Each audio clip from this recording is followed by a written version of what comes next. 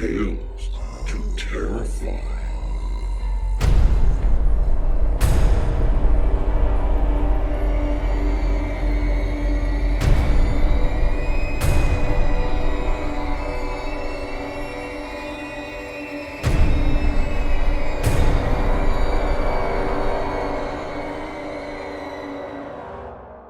Good evening, children of the night. I'm your host, Stephen Kilpatrick, and we are about to visit Savannah, Georgia. Last week we heard of the George Guidestones, my second favorite stop, on a trip after the Brown Mountain Lights, which I find fascinating. In West Virginia, we stopped at the home of the missing Sauter children.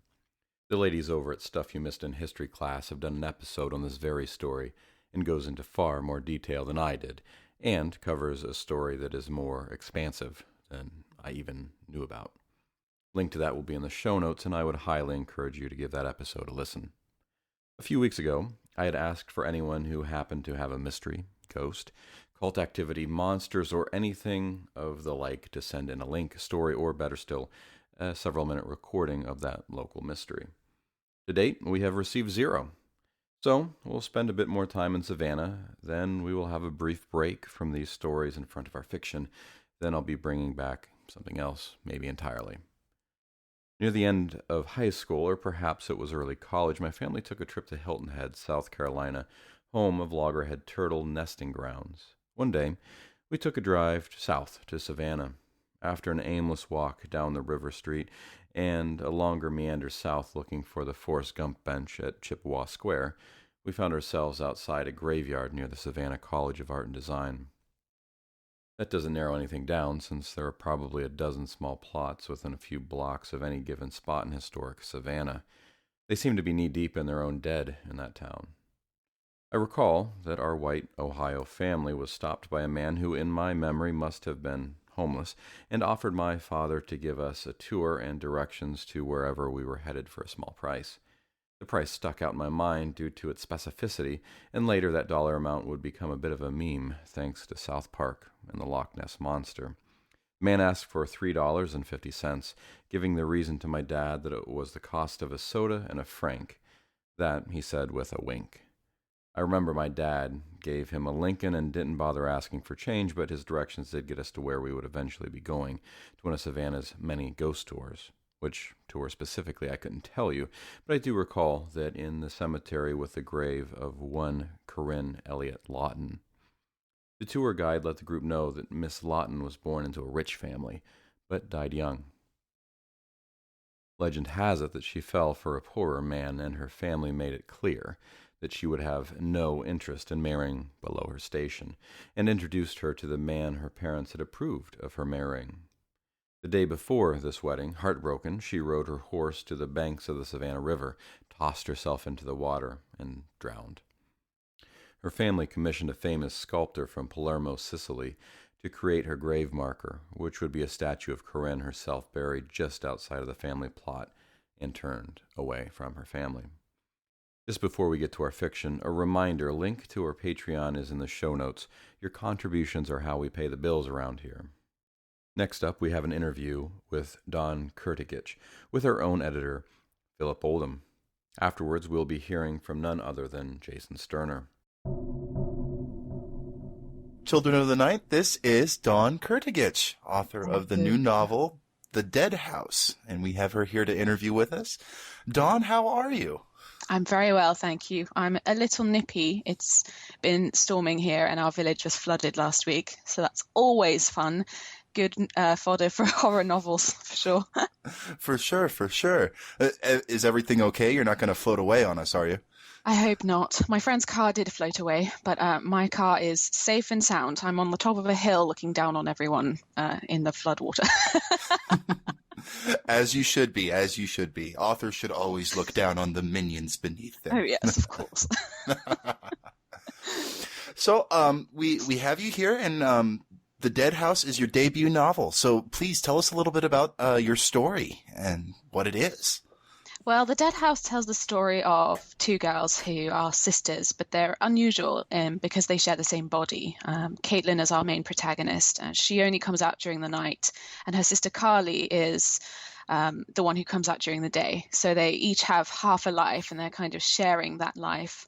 But the only two people who sort of believe that they were real are gone forever. Their parents died in a tragic accident, and they've been left and they've remanded into Her Majesty's care. And they've been diagnosed with DID, dissociative identity disorder, and they're under the care of a doctor who fully believes that they have DID, which is multiple personality disorder. So they believe that Caitlin, the night alter, isn't actually real, that she's just a symptom of trauma, that she's sort of making Carly sick, and Carly invented her to cope with the trauma of her parents' death or some other previous trauma. And Caitlin's like, what the hell? I'm real. I've always been here. But of course, no one believes her and no one believes Carly. And of course, so they live this existence where the therapist is saying, well, no, you've got to integrate. You've got to become one again. Except that one day Caitlin wakes up and it's the morning. It's her first morning. She's never seen a blue sky. She's never seen sunrise. And all of a sudden, Carly is gone and there's a gaping hole inside of her. And her doctors are like, hooray, you've integrated. Actually, you're the real personality. It wasn't Carly. Sorry, we got that wrong. You're the real personality. You just have to live with the fact that Carly's integrated. But she knows something is wrong. Now, Carly's best friend believes that it's some kind of sinister practice going on. And she believes in a type of religion / ritual practice called Mala. And she believes that some kind of evil entity has actually stolen Carly away. So what they need to do to get Carly back is to go into the dead house of Caitlin's mind and explore the corridors and try to find Carly in there, in her mind. But when they're there, they discover that something else more sinister might be in there with them. And that's the basic premise. That's fantastic. You've got all the major hits in horror. You've got creepy little girls. You've got psychological. You've got magic. You've got it's fantastic. When I was reading through it, it was just a gorgeous piece of work. Thank you. So this is your debut novel, though. Yes. What have you written before? How did you get published? This is through a major publishing house, too. Yes, that's true. Well, when I was 20, I had a revelation. Before this, I had been studying at university and I decided I was going to study economics because, of course, that was a safe option, except my brain didn't kind of bend that way. I met and married my husband and he said something to me that kind of stuck. He said, you need to dare to be yourself. You can't live your life fearing not making a success, because I thought, oh, I'll just write on the side and see what happens. And he was like, no, you can't live your life like that. You can't do things because you're afraid. You need to dare to be yourself. So when I was 20, I decided, right, that's it. I want to be published. I want to write and be published more than anything. So I started the journey there. Something like, 6 years later and 5 novels later, one of which I rewrote 23 times because that's how stubborn I am. I got a book deal. In the middle of that, I went into liver failure and I was actually quite poorly for a long time. And it's funny because that's how the Dead House came about. It came about because of that experience. I had inversion syndrome where you're awake all night and you sleep during the day. So all I knew were these endless nights. And that's kind of where Caitlin came from. But it was during that point and after I got transplanted where I had this story in my head. I thought, you know what? I'm not going to rush anymore, because I'd suffered with what all youth suffers from, which is I need to do something. I need to do it quickly. And I thought, you know what? Put the brakes on. This story is a catharsis for me. I need to get it right. I just need to do it for myself. I was like, I don't care if it takes 90 years. I don't care, if I'm never published. I need to get the story right. And I think that was the key. I put everything into the story. I took my time. I really explored what terrified me. It was a really scary book to write. And I'm a chicken. I'm scared of everything. And I love it. I'm a masochist because I'm scared of everything, but I love being scared of everything. So when I decided to do that, the novel just came to shape. Then I started querying literary agents in the second week of January 2014, I believe? Yes, 2014. And I had something like 10 offers within a month or two.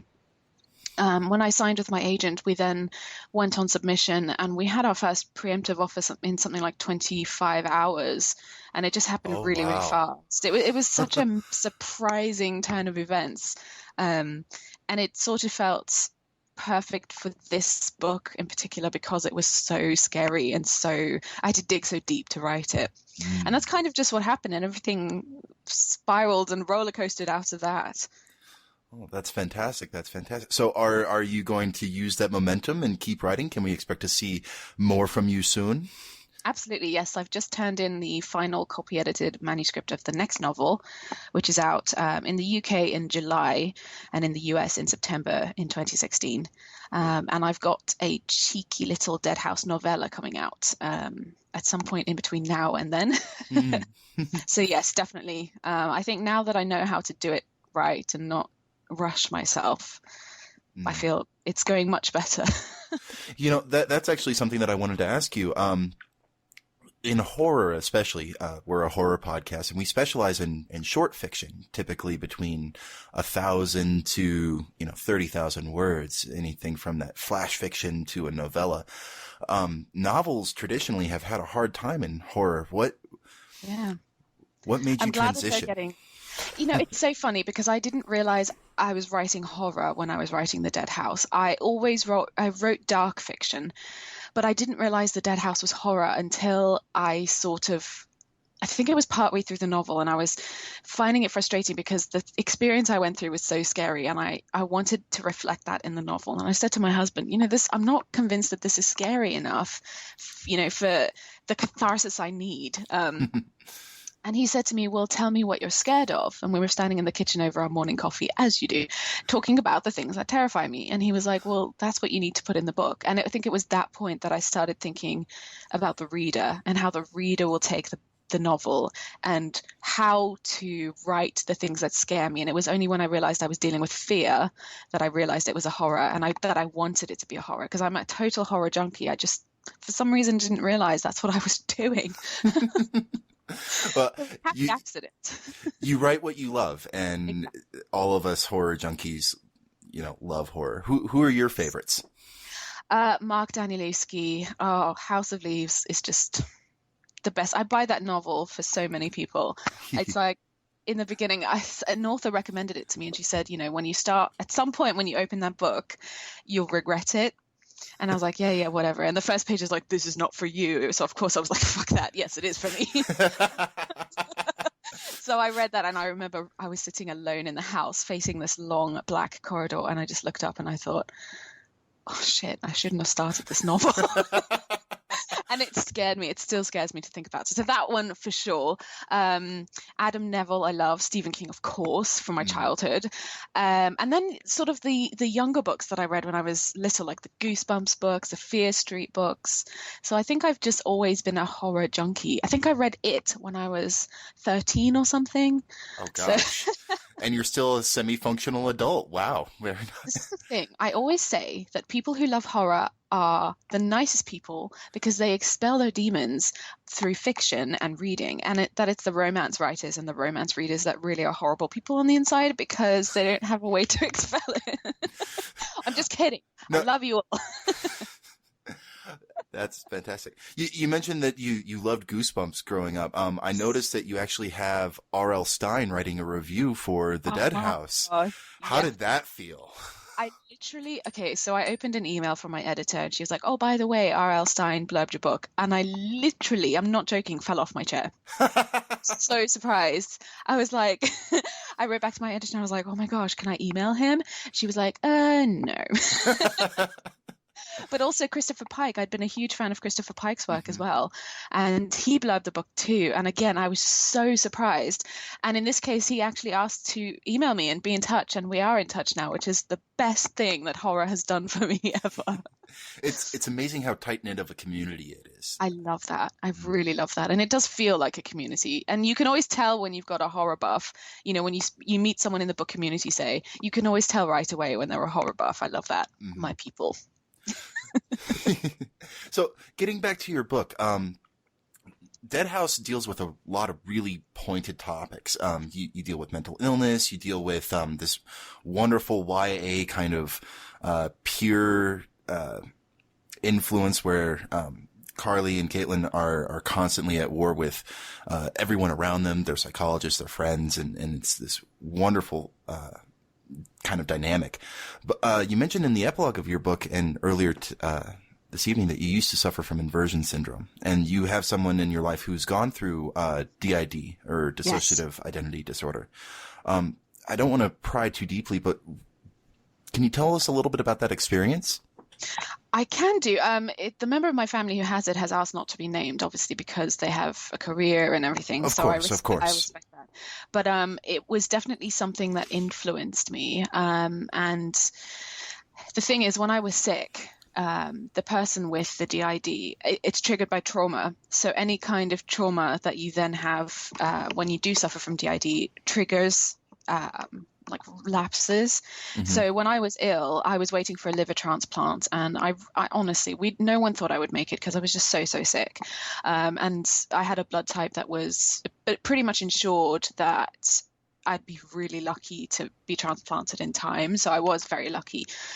So at that point, the DID was flaring up a lot, and there were lots of different people coming out, and it's a really scary and confusing thing. I mean, can you imagine, like, you wake up one morning and someone you love dearly is suddenly really angry with you and won't talk to you, and you have no idea why, and you haven't done anything wrong, and they're accusing you of doing things that you haven't done, and how that must affect you. I mean, that's from the person's side. From my side, it was a case of, you have someone who loves you, and then you have alters who come out who possibly act out because they're scared about what's going to happen, and you sit there thinking, I know this person loves me, but I'm sick, and you want some support. So when this all happened, and because the idea that I'd had was about losing control, I was losing control of my body. I was facing the idea of losing an organ and having someone else's organ put inside me, and the fact that someone has to die for that to happen. I literally was losing everything at that point. Obviously, my husband was amazing, but I was convinced that I was going to lose him because I was going to die. And, I was worrying about how he would cope with that and how my family would cope. And because you're suffering so much, you do think about things like, well, maybe I should just kill myself and get it over with. And I did come very close to that one evening. And then on top of that, the DID, which is the ultimate loss of control. It's the loss of yourself, which to me is the scariest thing of all, to lose. You have your personality, you have your mind. It's the basis of everything. But what if you don't even have that? Oh. So because I was thinking of all these losses, it was a really morbid experience, and I'm so glad I got a functional novel out of it. But it was literally about losing control. And for the DID, for me, it was the ultimate loss of control, because, for the person themselves, which is what fascinated me, but also for the people around the person that's suffering. And I know, for example, the member in my family, there is an alter that I'm really close to who thinks that they're real, doesn't want to go away, so that's kind of what was in my head when I was going through that. And I thought, well, how interesting, you only exist at night. You've got someone saying you're infecting the person you love the most, and they want you to just die.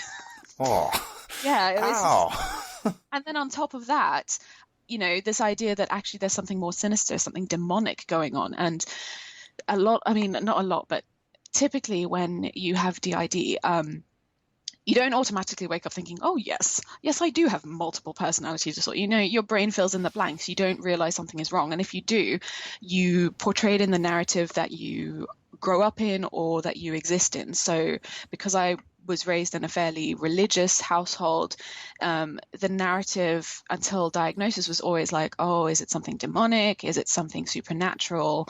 And because I just found that fascinating, so I had to put that element into the book too, which is when the demon narrative comes in, and the Mala and the Grundy side of it. Mm-hmm.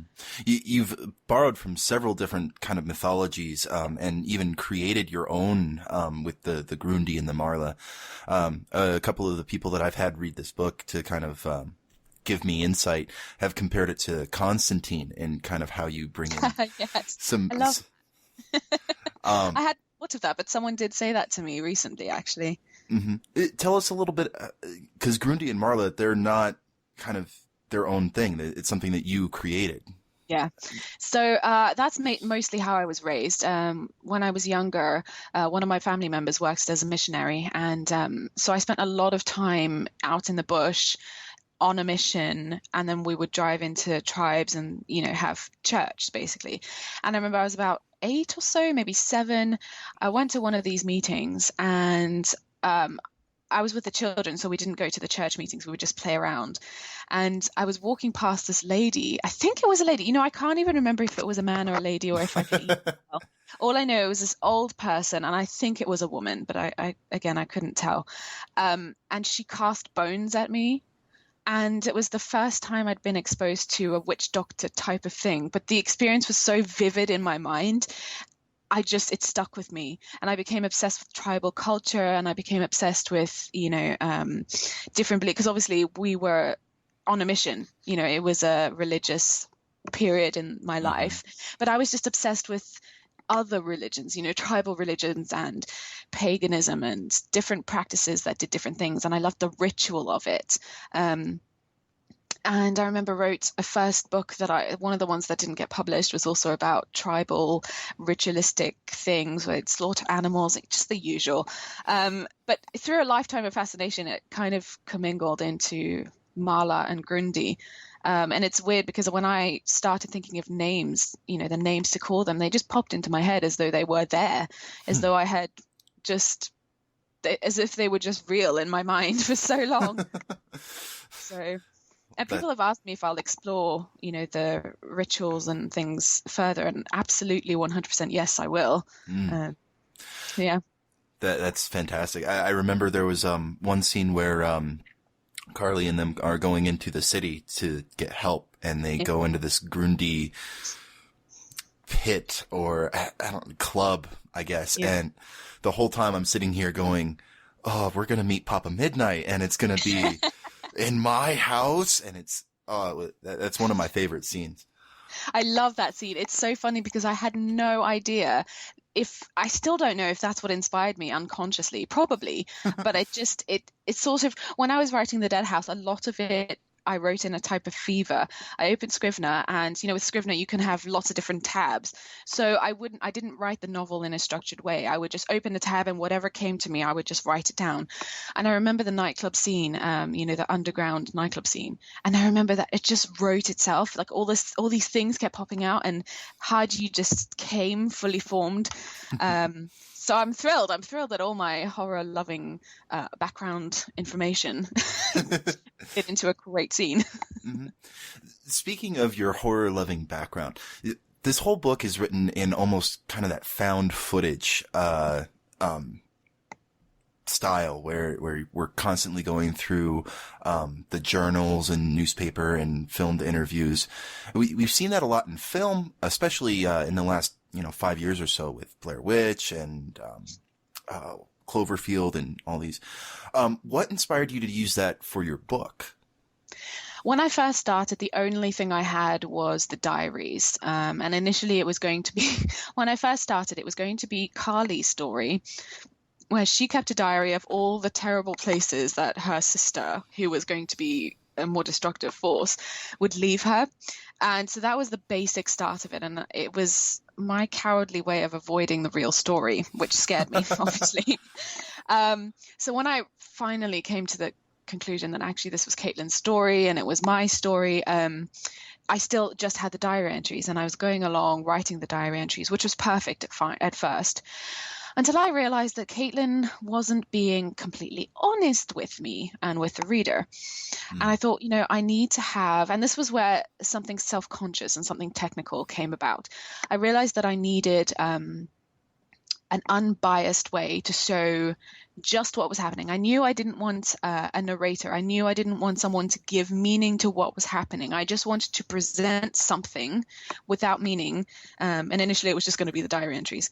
So I decided to give someone a video camera where we could literally just see what was happening. So you can see it's true. Sometimes that contradicts with what Caitlin is saying in her diary, but there's no meaning given to what happens. I mean, the narrator speculates sometimes because I felt like it needed it a couple of times. But apart from that, you're just presented with what's actually happening. There's no meaning behind it. And that's kind of where the documentary thing came out of. I thought, okay, we've got video entries. I need to know what's happening with the therapist. But again, I don't want to write a narrative. I don't want to give any meaning. I want the reader to, break it down. And that's when I decided to have the videotaped therapy. So that part of it was very self-conscious. I didn't realize that it was found footage until I'd say maybe a few chapters in, when I realized the diaries just weren't enough. I loved the idea of not giving meaning. Like, I always wanted to write a book where I don't have the answers necessarily. I don't give the answers. So people write to me, my readers write to me asking me which side of the dual narrative or the dual explanation is true. And my honest answer is I don't know, because I had to split myself in two to write this book, because I'd have to write the Lansing entries fully believing that this girl was sick, and that she needed help. And I honestly, genuinely believe that.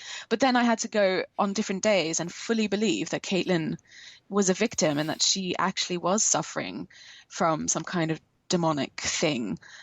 So again, it was just a book that I wrote in two halves, I guess. My Carly and my Caitlin. By the end, I wasn't sure what I believed. So it's such a strange thing for an author to say, but it is really a book where it's chaotic on purpose. It was written chaotically. You have to find meaning and read between the lines, and there are a lot of clues in there.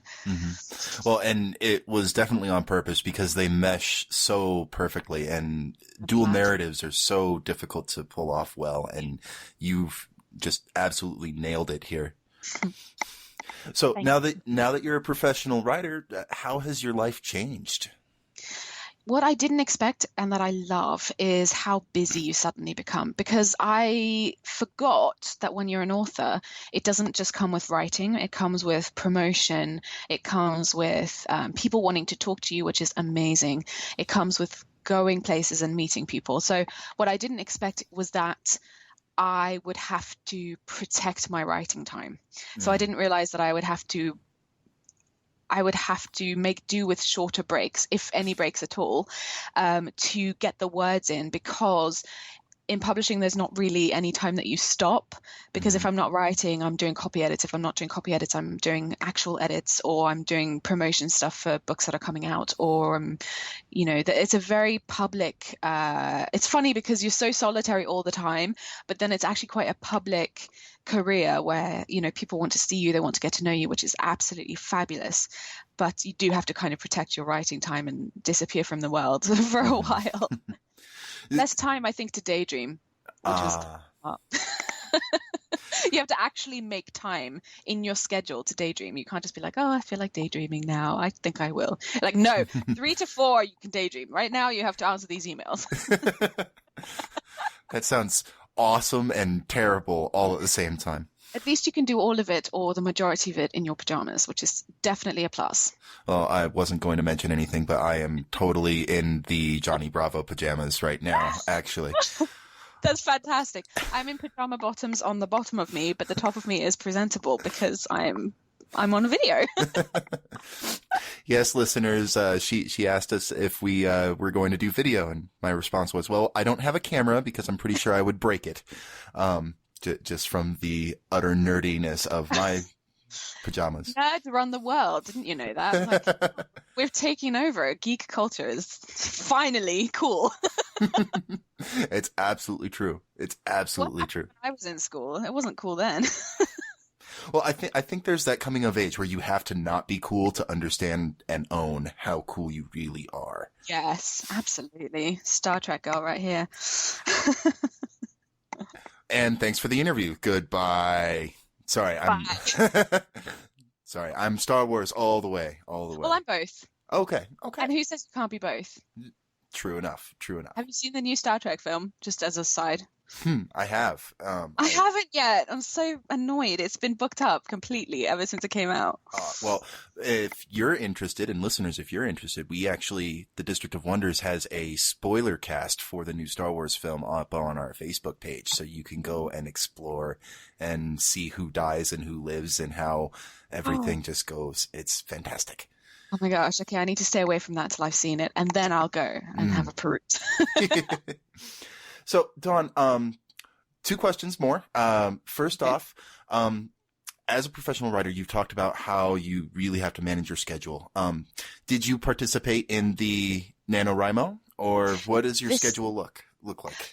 I love the idea of NaNoWriMo, but unfortunately it's November, which is my birthday, a lot of family birthdays, and also it's the time of year when I'm already into a novel for the following year. So I didn't participate this year, but I hope I can next year. It's just, it's such bad timing. It's always in a part of my schedule where I'm either not writing or I'm just finishing or I'm editing. So I wasn't able to, but I'm so sad. But I was tweeting people and encouraging them, and but I want to participate. I haven't won NaNoWriMo.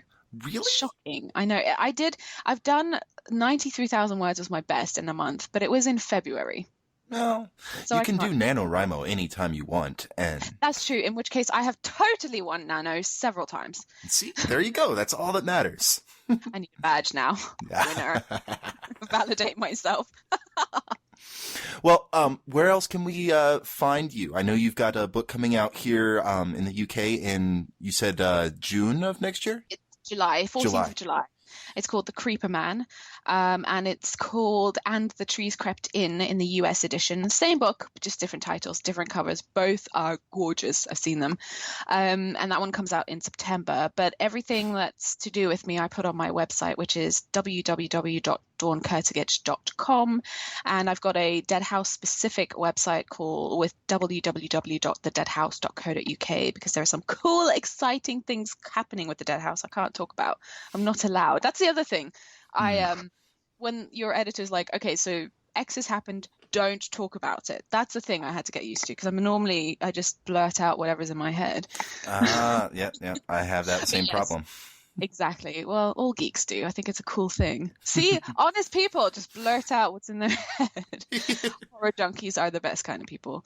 But yeah, so I've got news and things happening there. And then I'm on YouTube. I vlog under Writerholic DK on YouTube, and I'm on Twitter and Facebook, and I'm just everywhere. Well, fantastic. Listeners will have links to Dawn's website and The Dead House on Amazon that you can go and buy and download her book. It is highly recommended. And I really love the audiobook as a side note. I've just heard the audiobook very recently, and it's fabulous in case you prefer audios. Well, and I do. I actually was able to get an early release copy of the audio, and that's how I listened to it. Oh, it's brilliant. Listeners, I would just like to point out that Dawn here is single-handedly responsible for me missing 2 days of work because I was at work just listening to her book and nothing got done. Oh, I love it. I love it. Well done. Well, thank you for having me so much. Thank you, Dawn, and I'm looking forward to seeing your next work. Thank you. I hope you love it. You have a good track record so far. I shall keep up the good work then, I hope. Indeed. Well, thank you so much. Thank you.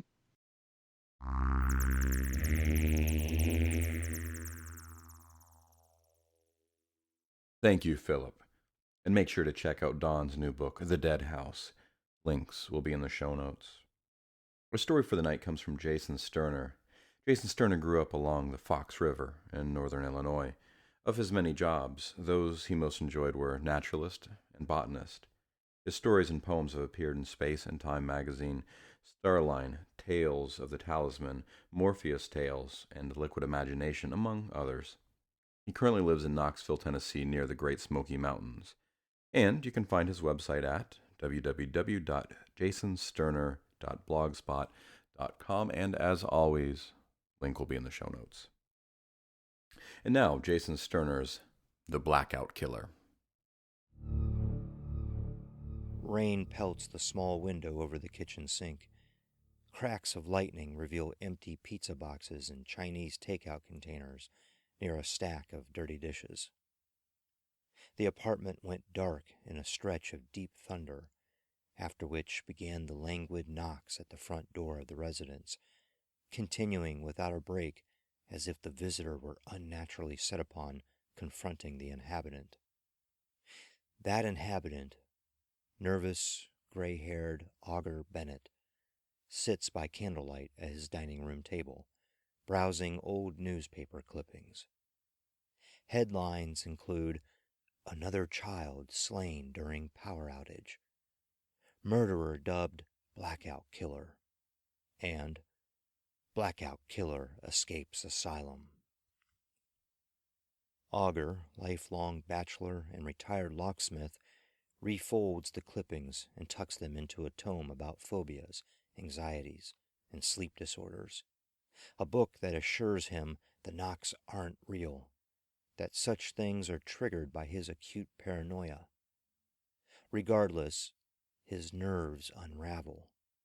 They are defenseless against blackouts. So he swallows another anti-anxiety pill, his third such pill of the evening, then begins to jot down his thoughts in a spiral notebook, an often used distraction while waiting for the calming effect of the medication. "It was 30 years ago this very night," the old man writes shakily. "Same run-down suburb, same terrifying mix of thunderstorm and blackout." He pauses to consider the coincidence, then stares at his hands that have done terrible things. "I remember the night well," he continues. "The boy's mother passed out drunk on the couch as I climbed through his bedroom window, dripping with rain. A hand over his sleeping mouth. Poor child, waking him to the sight of my gargoyle mask, his reaction like that of a stunned fish, as I breathed heavy in the mask and waved my knife and whispered horrible things into his ear, demonic things like, 'Behold the boogeyman,' and 'Scream and I'll slit your throat.' It was hellish of me, unforgivable. The boy was different than the others, much too frail. He had no friends, no father figure, a drunken whore of a mother. At 7 years old he was broken, unloved, uncared for. Yet a desperate need to be free of my insufferable fear blinded me, led me to the despicable act of terrorizing innocent children. At the time, I truly believed each attack dislodged a small portion of that fear and placed it inside the child." Lightning cracks over the apartment. Dishes, utensils, and empty ginger ale cans clink in the thunder. Tonight the blackout, the storm, what he perceives to be an escaped lunatic at the door, all this has fused into a singular anxiety that now asphyxiates his reality. And though his new, stronger medication will soon take effect, banishing the cruel knocks to silence, he cannot, presently, manage to stray from the dining-room table.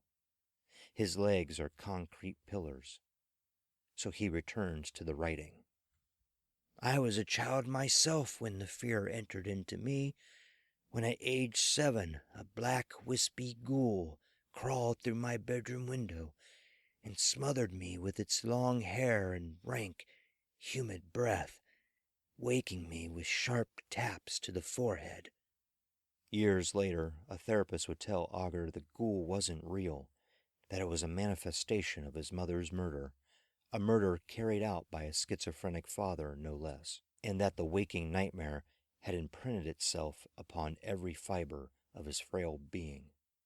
"After whispering hideous things into my ear, which it did for no reason I've ever come to know, the creature straightened its gaunt black body and thrust out a large butcher knife.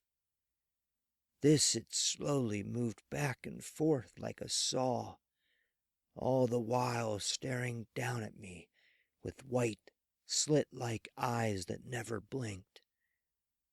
I screamed and screamed for Mother, but she did not come. I had all but forgotten she was dead. Then, without a sound, the thing bent its arms and legs, fell to the ground, and crawled out the window like a tarantula. I shudder to think of it. Yet, this is surely what led to my insatiable need to frighten children in a manner similar to the ghoul. Little did I realize, however, what I'd done to that one acutely sensitive child, that I'd planted a seed of discord deep inside his soul, a rising evil that would plague every subsequent moment of his life.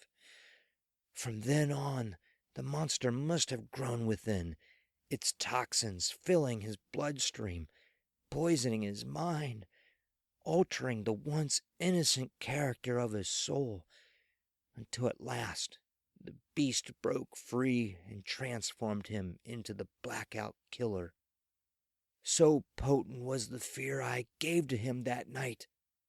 Sweat glistens on Augur's candlelit forehead, baggy eyes revealing a man in the jaws of insomnia. With aching hand, he writes to the bottom of the page.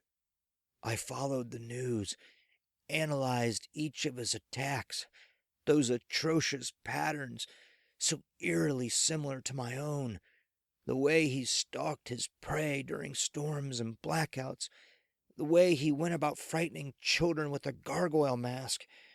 But my God, he killed some of them. Why? I didn't give him that. That was his own.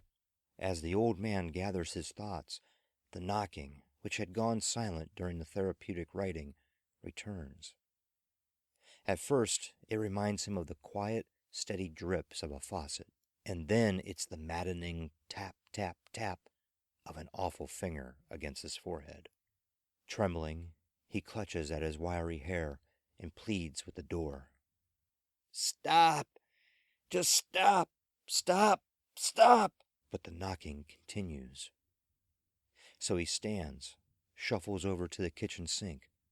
There he lingers in darkness, hunched and silent, wrinkled hands pressed tight against his ears. He thinks of his mother's smiling face, her kind eyes watching over him. But amidst the torturous knocking, wide-eyed, deranged children bombard Augur's mind like thrown stones, nudge out the angelic presence of his mother. Meanwhile, the voice of anxiety whispers that the mix of storm and blackout will render his new medication ineffectual, and that the boy-turned-blackout killer has escaped the asylum to return the portion of fear he was forced to take 30 years ago. Now his thoughts mutate. The pack of grunting, deranged children dragging the old man kicking and screaming through a hellish, many-tongued cavern. Knees weaken, chest tightens, breaths grow short. Lightning illuminates the sky, revealing wind-blown trees in bluish glow. A black fist punches through the kitchen window, a dark, shrieking face appearing behind falling glass. Augur gasps, throws up saggy arms against the flying shards. He fumbles along the counter, dishes crashing to the ground, grabs the flickering candle from the dining room table, and scampers to the front door, bawling like a child. There, his heart pounds against his chest, a junkyard of locks between himself and the long hallway. The ghoul clambers herky-jerky through the window and leaps to the floor. Augur watches it, his hair shot in all directions. He turns to the door, fumbles with the locks, and then, suddenly, as if being erased from reality, the storm softens and the knocks quiet to a dull, listless echo and disappear. Augur wipes snot from his upper lip.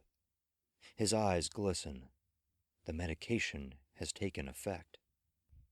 God, thank you! Thank you! But the medication has not dissolved the ghoul. It now stands at the center of the living room, leaning at an awful, unnatural angle and wielding a large butcher knife. Augur drops the candle, ignites the carpet, fire spreading to nearby furniture. Tears flood his concave cheeks. Mother, help me! Please, help me! And then, for the first time in 30 years, Augur sees them. Sees beneath the long, wet hair the sullen blue eyes of the little boy, the boy who became the blackout killer. When the creature steps forward, the sanguine 7-year-old face becomes fully visible, superimposed over the misshapen head of the ghoul. It is you! Augur sobs before the dark figure, falling to his knees. The flames rise and crack about him. Why are you here? What do you want from me? Another long step forward, and the lurid creature gives the old man a knowing look. No, it's too late. I can't take it back. I just can't. It's your fear now, and it's turned evil. It would destroy me. Please, I've already got so much to bear. My victims, those poor men, childhoods ruined, never to find closure. It's all my fault, I know. Dear God, I know. I've suffered my whole life for it. Please, you mustn't. With a jolt forward, the ghoul grabs Augur by the head and suckers its thin lips to his left ear. Bright blue eyes stare blankly as it whispers. Slowly, the words spill out, and quickly they enter the old man's psyche. The ghoul then shoves Augur against the door, where he slides to the ground, cackling, the surrounding flames hissing with laughter. The creature, now a naked child, turns and runs back through the fire and clambers out the kitchen window. Smoke fills Augur's grinning face. He begins to lose consciousness. There was never a fire. The kitchen window stands intact. The storm has passed. Augur snaps awake, listens. The door is silent. With glazed eyes, he lifts the candle, wobbles to his feet, shuffles to the nearby couch for balance. The medication has numbed his mind. He has no thoughts whatsoever, only occasional spurts of cackling. And then, could it be? Someone is knocking at the door. With one free hand, Augur pats down his hair, straightens his posture. Yes? Who's there? No answer. He cackles involuntarily, throws a palm over his mouth, smacks the spittle on his lower lip. It's just the maintenance man, here to explain the power outage, whispers one of his old therapists. Yeah, that's who, the self-help book tells him. See, there's nothing to worry about, you old fool, confirms the soothing voice of the medication. Candle in hand, Augur sneaks over to the door and puts his right eye to the peephole. The hallway is pitch black, not a single emergency light or human outline to be seen. A woman whispers his name, a voice not heard since he was a little boy. Mother, is that you? He puts an ear to the door. In a rush of excitement, he unlocks the bolts and throws back the latches, pulls the chains and kicks away the doorstop. He twists the steel knob, steps back, lets the door swing wide open. A wall of darkness greets him. He raises the candle, fills the hallway with weak amber light. There, dozens of children stare back at him. Dozens of children wearing gargoyle masks. That was Jason Sturner's The Blackout Killer, as read by Rock Manor. Rock Manor has been featured as a voice performer on podcasts such as the No Sleep Podcast, Pseudopod, and Tales to Terrify. He is the producer of Manor House, hosted by The Phantom Collector, a horror audio anthology series featured on both iTunes and YouTube.